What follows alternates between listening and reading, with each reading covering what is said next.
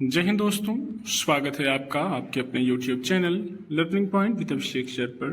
दोस्तों, आप सबके लिए उत्तराखंड APS और UP SSS अधीनस्थ के लिए पेड बैच चलाया जा रहा है। तो अगर आप भी इस बैच से जुड़ना चाहते हैं तो आप हमें इस नंबर पर संपर्क कर सकते हैं 7393976701। आप हमें इस नंबर पर व्हाट्सएप या टेलीग्राम पर मैसेज कर सकते हैं, बैच की इन्फॉर्मेशन ले सकते हैं और बैच से जुड़ सकते हैं। डिक्टेशन शुरू होगी 5 सेकंड बाद।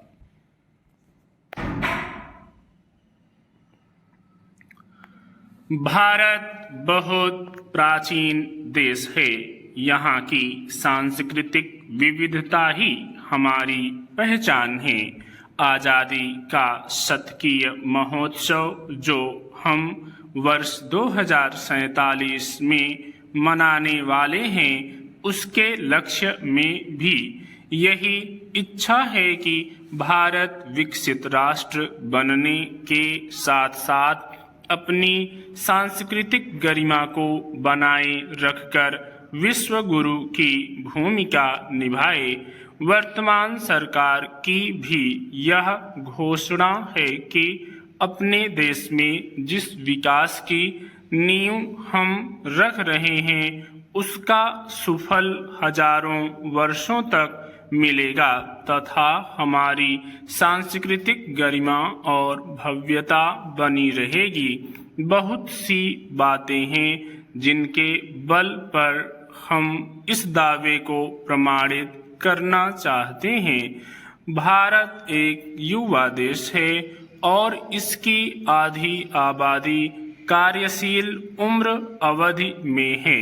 इसलिए अगर यह आधी आबादी काम पर या राष्ट्र निर्माण में लग जाए तो भारत को दूसरे देशों से आगे निकलने में देर नहीं लगेगी। मगर हमारी अर्थव्यवस्था के प्रशस्ति गायकों का यह मत है कि हम दुनिया के विभिन्न देशों के मुकाबले काफी अच्छी स्थिति में पहुंच गए हैं और अब जरूरत है अर्थव्यवस्था में कुछ और सुधार करने की। भारत की अर्थव्यवस्था तेजी से आगे बढ़ रही है और आने वाले दिनों में इसके सुखद परिणाम सामने आएंगे। अब देखना यह है कि विकसित भारत का सपना दिखाने वाले लोग क्या देश में काम की संस्कृति और राष्ट्र निर्माण के लिए अपने कर्तव्य का पालन कर रहे हैं। अभी अंतर्राष्ट्रीय स्तर पर एक सर्वेक्षण रिपोर्ट आई है जिसमें विभिन्न देशों की मेहनत वृत्ति या काम करने की अवस्था का आकलन किया गया है। इसमें कहा गया है कि भारत में कम से कम आधी आबादी काम के बजाय आराम करना पसंद करती है, क्योंकि मुफ्तखोरी और अनुकंपा संस्कृति का चलन बढ़ रहा है। एक और बात सामने आई है कि भारत में बहुत सारे लोगों की मेहनत को श्रेय या पारिश्रमिक ही नहीं मिलता है। जैसे महिलाएं इस देश की आबादी का करीब आधा हिस्सा हैं। इनमें से ज्यादातर की मेहनत को घर का सामान्य काम काज ही समझा जाता है।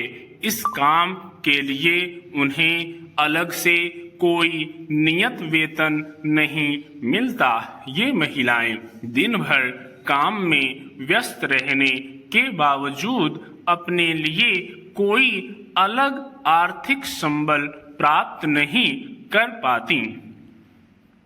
इसमें संदेह नहीं कि आज भी जो बेकारी के आंकड़े सामने आते हैं, उनमें ग्रामीण बेरोजगारी के बाद शहरी बेरोजगारी में भी वास्तविक अर्थों में कोई कमी होती नजर नहीं आ रही। चाहे औपचारिक घोषणाओं में हम यह कहते रहें कि हमने हजारों खाली पद भर लिए हैं, लेकिन प्रश्न यह नहीं है कि हमने कितने खाली पद भरे, बल्कि देश की युवा संतति के कामकाज के लिए कितनी नई कार्य व्यवस्थाएं सृजित की गईं। देश के वार्षिक बजट के आय व्यय ब्यौरे में हम कितनी उन नई योजनाओं की घोषणा कर पाए जिनमें युवा पीढ़ी को काम मिले। बेशक बजट में और इसके बाद नेताओं के भाषणों में यह कहा जाता है कि देश में मध्यम और लघु उद्योगों को बढ़ावा दिया जाएगा, क्योंकि इनमें साधारण नागरिकों को रोजगार देने की क्षमता है। स्टॉप।